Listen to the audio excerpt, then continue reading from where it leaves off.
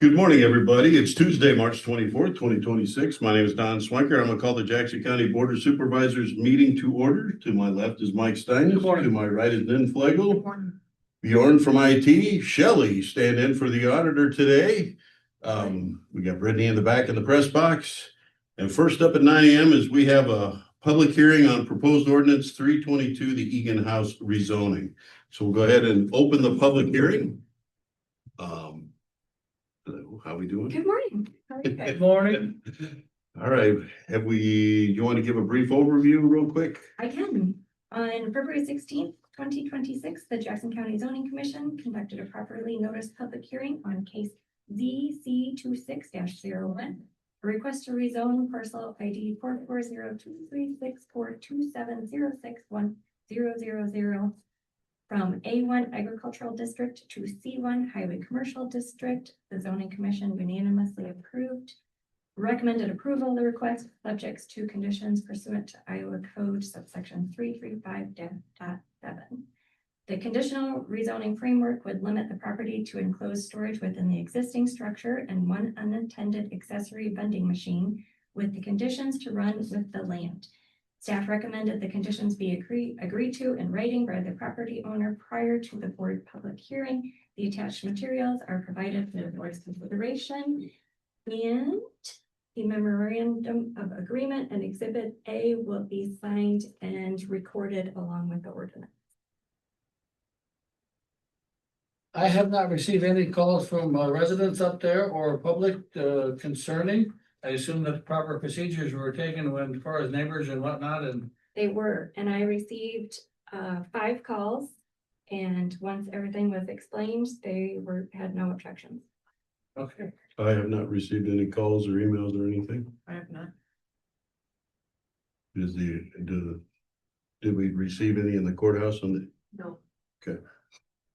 I'll make a motion to close the public hearing. I would second that. Got a motion by Mike, second by Nan to close the public hearing on ordinance number 322. Any other discussion? All those in favor say aye. Aye. Motion carries. All right, next up is possible action on proposed ordinance 322, an ordinance to amend local zoning map of the Jackson County zoning ordinance to reclassify a parcel of land on Teets Demorge Township from A1 Agricultural District to C1 Highway Commercial District. Move to approve. I would second that. Motion by Mike, second by Nan to approve proposed ordinance 322, the Egan House rezoning. Any other discussion? All those in favor say aye. Aye. Opposed? Motion carries. Now we have on here the possibility to waive Robert's Rules of Orders and proceed with the second and third readings if we so choose. I would make that motion to waive Robert's Rules of Order and waive the Proceed with the second to proceed with the second reading. and third. Can we do them together? I thought we had to You do can, them you separate. can waive the rules to do them both, but then you have to do the second reading separate and the third reading separate. So the second and third. So to waive Robert's Rules of Orders, proceed with the second and third reading. Is that Yes. your motion? Yes. That's what I said. One second. Got a motion by Nan, second by Mike to waive Robert's Rules of Orders and proceed with the second and third readings. Any other discussion? All those in favor say aye. I Opposed? Motion carries. Now, do we need to waive the second? No, we just need a motion to proceed with the second second reading. reading. I would make just a second. Just a Make second. Motion to proceed with the second reading of presented. I'd second that. Got a motion by Mike, second by Nan to approve the second reading of ordinance number 322, the Egan House rezoning. Any other discussion? All those in favor say aye. Aye. Opposed? Motion carries. I'd make a motion Proceed with the to third and final. proceed with the third reading And final. and the final reading of the Egan House. I would second. Got a motion by Nin, second by Mike to proceed with the third and final reading of the ordinance number 322, the Egan House rezoning. Any other discussion? You keeping up, Shannon? So far. All those in favor say aye. Aye. Aye. Opposed? Motion carries. So approved. Thank you very much. We appreciate it. Thank you. All right, while you're here, you got any updates? Yes, actually. You were gonna leave, I was you. Well, I didn't know if I was next. You're on the, Okay, good. Yes, the zoning department update. As questions have been coming in from the public, contractors, surveyors, and applicants, I've been looking through those and identifying the areas where clear guidance under the new zoning ordinance would be helpful. One of the main things I've started focusing on is creating public handouts for common zoning topics, which will then be added to the county website as handouts and frequently asked questions. My goal with that is to help people come in better prepared from the start. We've been also working on updating the online permit system so it's more user-friendly and consistent with the new ordinance. Some adjustments have already been made, and the conditional use permit now has a template drafted and is currently being reviewed before it goes live. And then after that, the zoning commission permit will need to be updated. Along with that, just been handling the regular day-to-day zoning work, including permit reviews, back and land questions, parcel split and subdivision questions. And with the Board of Adjustment, they've been working through implementation of the new ordinance, including changes to the member terms, and the zoning commission has been continuing to work on the data processing ordinance. Okay. Along with these online permits and templates that we're talking about, is this the jail thing that we're? It is. working? It is Okay, a geo thing that and we're gaining ground, Yeah.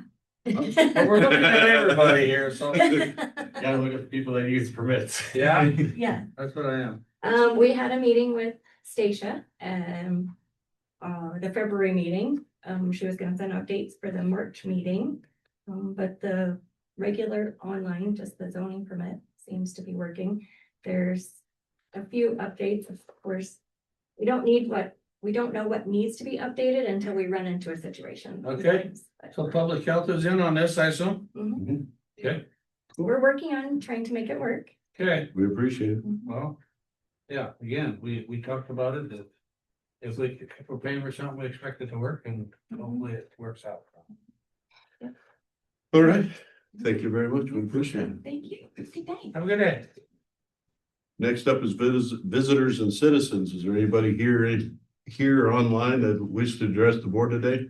I see Michael, is there more, just him? I can't, normally I can see how many people are on. There you go, okay. All right, good morning, Michael. Hearing no reply, we'll proceed with Don Nelson, Drug Free Communities Grant Program Coordinator. Good For an morning. update. Good morning. How are you guys all doing? Good, all right. Good deal. As usual, I come in here clearing packets of goodies. You know how that goes. Always.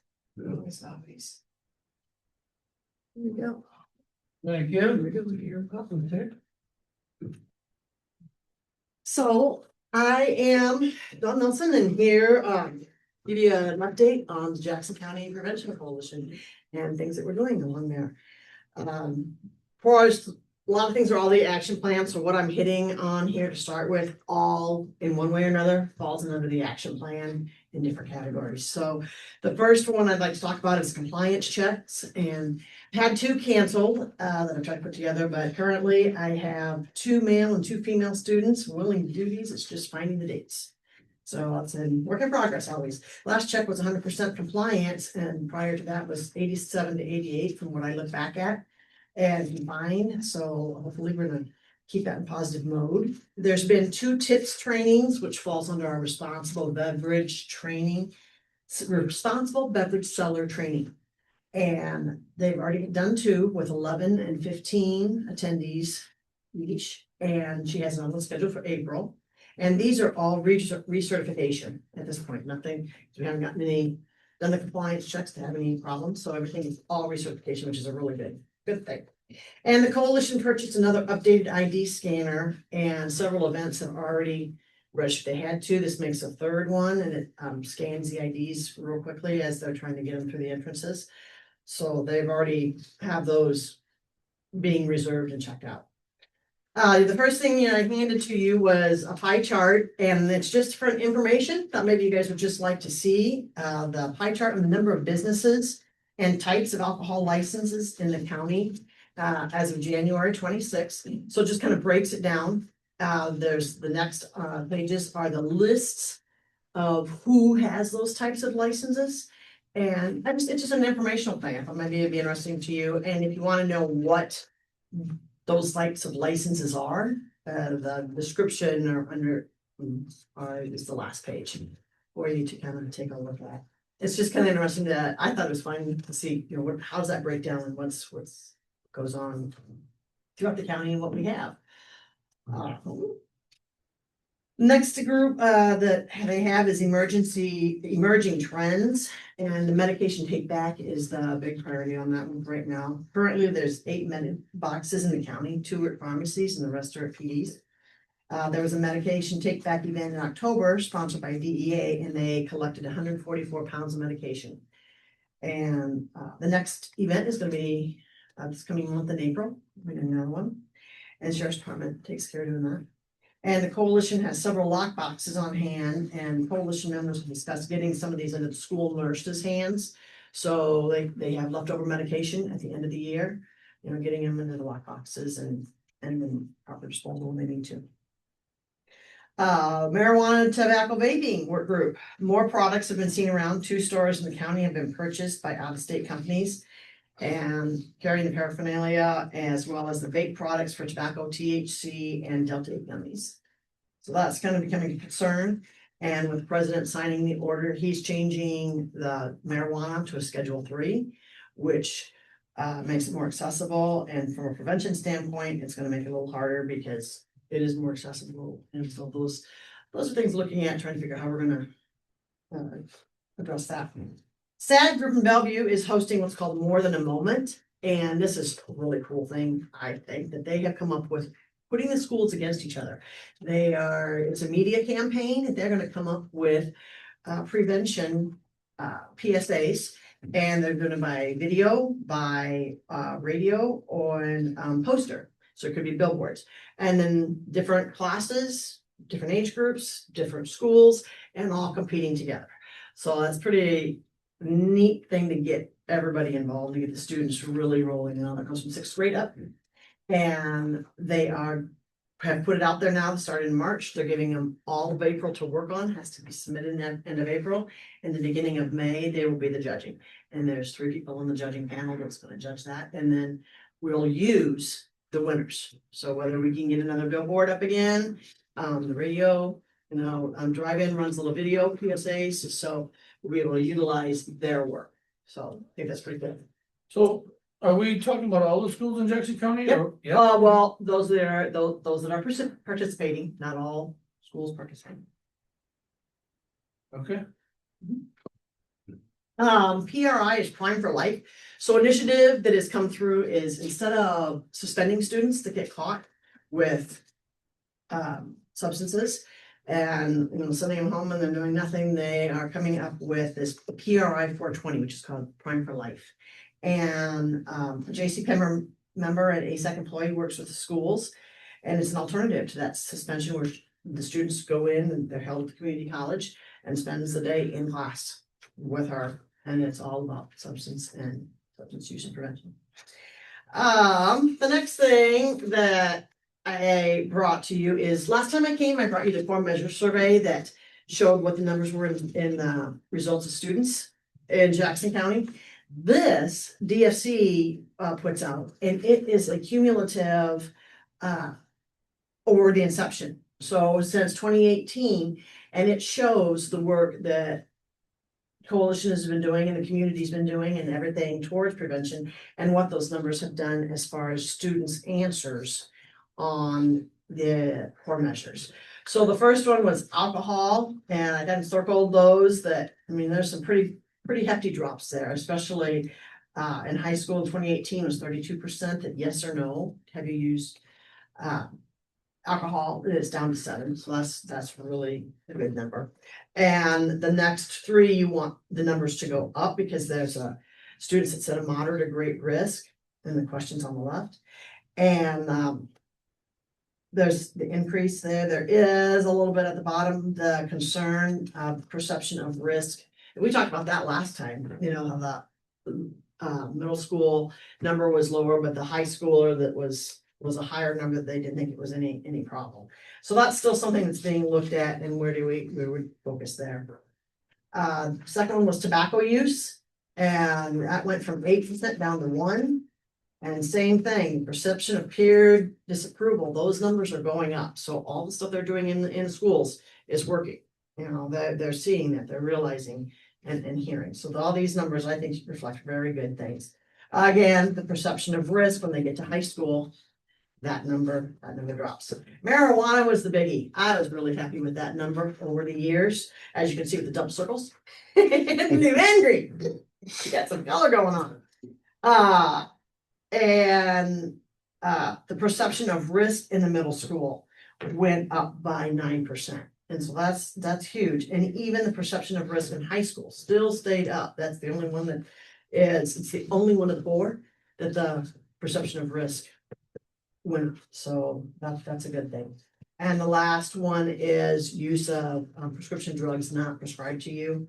And everything was looking pretty steady on that one, except the perception of risk. So these give us guide to know, okay, where do we need to target? What are some things we can talk about to go forward? The General Coalition monthly meetings are being held in hybrid format. And work groups are being held virtually on a semi-monthly basis. So generally, it's the 3rd Wednesday of the month at TWB, but it's changed the last couple of months just due to schedules. Work groups, they changed the work groups. There used to be 6 that kind of combined them, and so now, as we just went over, it's alcohol, is one, marijuana, tobacco, vaping is one, emerging trends, which is your non-prescription drugs and opioid use, and RZI, which is Resilience Zoning Initiative. The next one I gave you is the in-kind, where we're at with the in-kind numbers, the match. So we had one is, by month, what are we getting in each month? And then the second one is the total running to date to know where we're at. We still have prom to hit, so they're telling me the prom is the big one, so we'll have a lot of good numbers that'll come in for that one. Then we also have a carryover. Last year there was a carryover, and that number, even that increases our in-kind too. But I don't think we're gonna have any problem matching that, because up 3,000. So the after prom should be no problem in that one. And just what have I been doing? So since I got in here, yeah, what have I been doing? Since being approved and officially able to access DFC in December, it was January before I could get involved in any work groups or events. And so January, I did the SAPS training. February, I did the 4-day CAD Academy. SAPS training was 4 days too, I believe. And that's just the first 3 weeks. There's an AC4C one going on this week that I'm going to be hitting once I leave here. And February and March, I researched and completed the annual performance report, which is all of this, which I think probably if you guys would like to know more about that, that'll be another day. But that's what we did in there. And then I've also been meeting with superintendents between Maquoketa and Bellevue. Haven't gotten into EV yet. Sharing the core measures data that I shared with you, shared this with them, and we're trying to get in another action plan item is get, it's called Talk We Hear You. It's a QR code to help parents start conversations with their students. And so far, they're very open to that. They thought it was a programs. That's not going to work because they don't print out programs, but they've offered to put it on the website. An idea was to sponsor a sporting event, anything to kind of get them out there. And then the last part I've been working on is environmental stance, something the AC4C is recommending us do. And so I'm starting to go through that and compile data. And the next time I come in, I bet you I'm going to have more data for them. So that is me. That's the world for prevention from my standpoint. A lot of information, but I'm not asking for money. Any questions? Yeah, any questions for Don? Yeah, so this in-kind, what's these numbers really represent here? So these are the in-kind is what the county is putting back into. So we have 125,000 from the grant, and we have to come back with 125% of that, so it's $156,000 worth of time, donations, effort that shows sustainability for the grant moving forward once it ends. And so we're showing how they're gonna keep this going. Now, next year it goes up to 186, because it's 150%. So that in kind is everybody who comes to meetings, donating hours, mileage, after proms, all those people who are working to put the after proms together, because that's all about prevention. And anything that has to do with prevention shows sustainability, and we keep track of that to show that this is gonna carry forward. When the grant ends, this is how it's gonna carry forward, because we've already established that work. Okay, I mean, that makes sense to me, that we can, if we can keep track of that. It just appears like maybe, or I assume maybe that not everything gets turned in. Right, There's probably that's the people big battle. working I don't behind get the it turned in. scenes that are not, yeah, they're not. I can only report what I get turned in. Yeah. Yep, but it's the space too, so like these, I talked about prescription med boxes. So we get space for having those in all throughout the county. There's a dollar amount for real estate space that we get to utilize for that. The taking med back, the odd time the officers work, doing the med take back, doing the fair, doing the rodeo, anything that has to do with prevention, anything whatsoever gets to be calculated as long as it's turned into me is calculated in. Interesting, because yeah, I'm just thinking, just rolling, but. Like in the emergency medical services, these people that are volunteers that are they turning their time in for meetings that they're doing and, That's not emergency medical services, no. no. So EMS has nothing really to turn in for volunteer. No, it's all related around prevention and awareness and anything that has to do with working through that. So that'd be like Cops Night Out or whatever, National Night Out Yes, type it of is. thing, when they have booths and Yes. community awareness projects, things like that. Yes, going out to the drive-in during their welcome back event with schools, when everybody brings all that stuff out, we've got a table out there showing awareness. Anytime we're at any type of event, we've been invited into freshman night at the schools, Sure. where they come in, anything like that, that we are making An effort. effort for prevention awareness. So do you do like parades and floats or things like that? I don't think we've done anything like that. Handouts, walking parades and stuff, that'd be interesting. Yeah, to you can see. bring that to the coalition and Yeah, see if they think no, they'd like to be I doing that. mean, that would be awareness to me, I can. especially if you hand something out, they like stuff on their hand out. Yeah, it's always good. Not so much papers, they might throw them on the ground.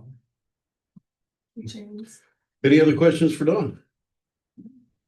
Thank you very And I much. just want to point out also in kind is office space for Karen, because she's the project director. My office cubicle space is in kind because. Okay. Monthly.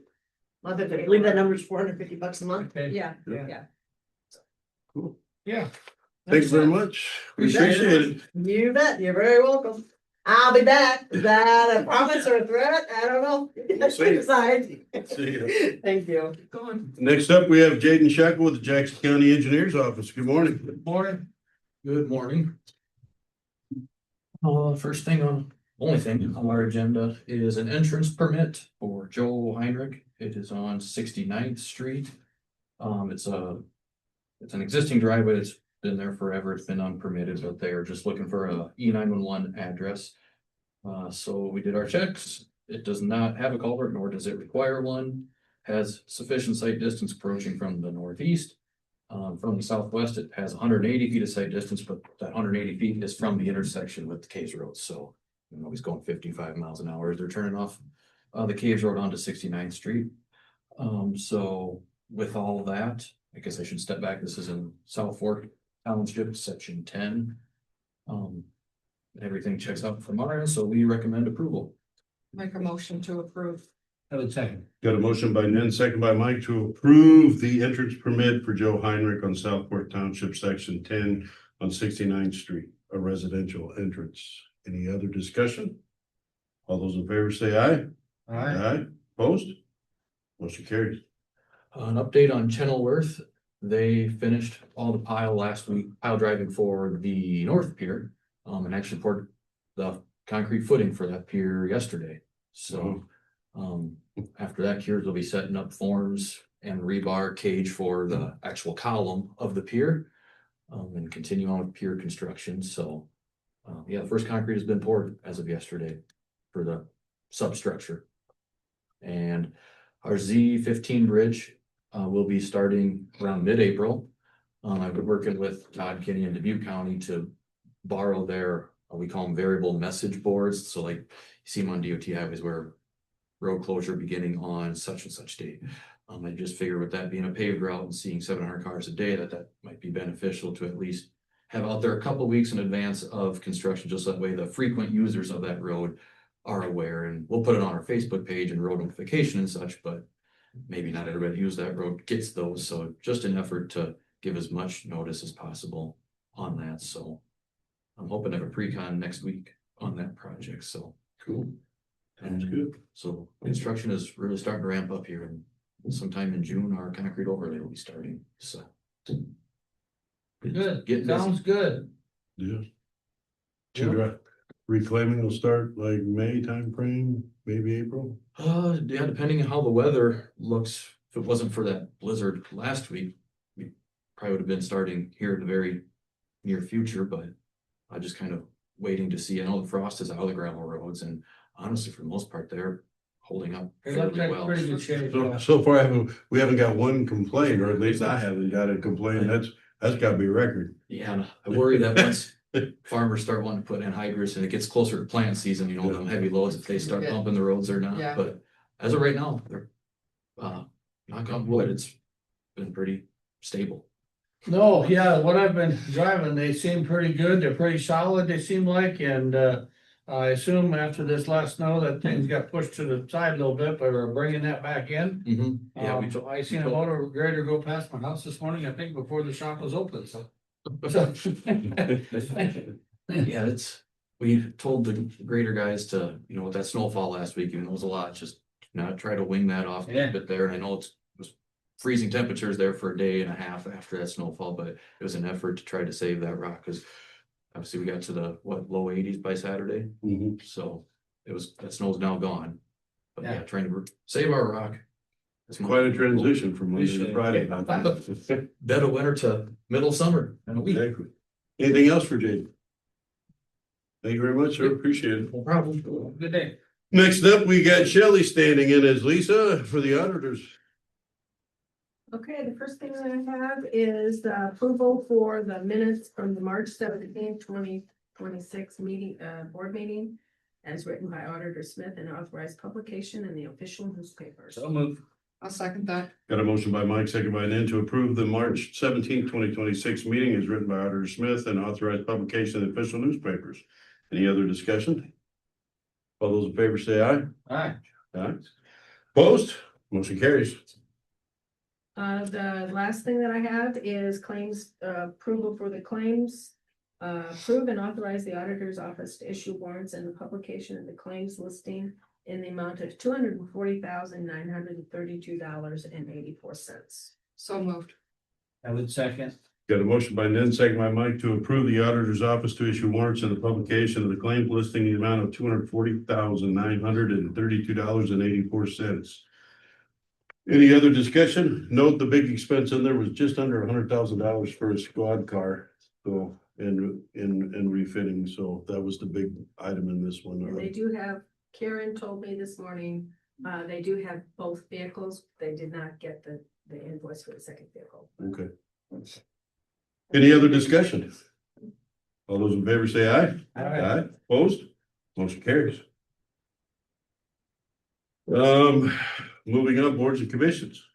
We got anything? I had a waste story yesterday. Everything was going real good until we found out that the 60-mile-an-hour wind a couple weeks ago had a little effect on the new steel that was going on the road for half on. What? Reports were that's a special steel that comes out of Nebraska, and Nebraska's on fire, so might get delayed, and then we thought, well, we need to check on that and see if we can't get it somewhere else, or what's the status with it. Got a call this morning that steel was delivered yesterday, so we're in good shape. Yeah, no, their skin, the roof should be completed then probably today or tomorrow, and their skin on the inside, they're about 2/3 done, so most of the electricity and doors on, and they should be ready to roll hopefully in, I'm not gonna say a couple weeks, but hopefully by the end of April for sure. Good. I know there's a lot of anticipation for that. A lot of people are asking, Yeah. so it'll be nice when that's back up and running. So you got anything? I attended the senior center, their board meeting. They had an event on St. Patrick's Day, which they had over 80 some people to their little St. Patrick's Day dance, which was a big success for them. They're kind of wondering if we should maybe kind of put out an update on maybe a news release of where we're at with the senior building as far as, we're waiting on the insurance to get back and stuff like that. So just so kind of the public knows what's going on and that, yes, they're wanting to get back in there and get going and everything, but they are a little hesitant on coming back in and then having to move out when construction goes on. So, and they're very thankful for the activities of the places that are allowing them to host their activities and still keep going strong, so. But they're moving forward and they recommend people to look at their Facebook page and keep checking them type of things out. Early childhood, we met last night and they're moving forward, still kind of waiting on what the state's true plans are, but it kind of sounds like they're gonna keep it not 100% as is right now, but the state might tweak and pull some things out from early childhood and take it on themselves, but still keep some things in early childhood. But again, they're waiting for all of that to pass through. There is a legislation update that's gonna be held here in Jackson County that will have senators, representatives here on April 4th from at 10 a.m. to 11:30 at the chamber office. So people want to hear about what's going on out at the Capitol. It might be a good question and answer to attend. Is that for overall or just early childhood you're talking? That's for overall? No, this was overall, but it got brought up at our childhood because childhood is part of what's out there at the Yeah. legislation, so. Yeah, well, there's a lot of. Yeah, there's a lot out there, but they brought it forward that, people can kind of go there and see what's going on out there. For those that do get funding from early childhood, they should be seeing their information coming out as far as them applying for the grants and stuff like that they have to do to get their funding, so. Be watching for that if you've received it, and they're looking for other businesses. They're sending out some RFPs for new companies, if there's any out there that are wishing to receive grants from early childhood. Good. Anything else? No, I think that does me. Did have ECIA council, executive board and council meeting last Wednesday evening too. That was extensive, long, but went through the audit process and a few glitches here and there, but nothing important, or I guess important, but dramatic anyway. So, no, that's on board. Their vision for this and the not the renaming, but the rebranding that we're working on, that's coming along. They have been a changeover in their IT, that had a few glitches, but they got that worked out, so. I guess it's all working pretty good and they're getting involved and should be in touch with us. We had the full board Iowa workforce meeting yesterday, and right now the big thing with them consolidating with the South Central District and the Mississippi Valley is what's the new logo look like, and do they have a tagline, and they gotta go through a reapprove every policy and procedure and funding mechanism and all that stuff for the new entity that was formed.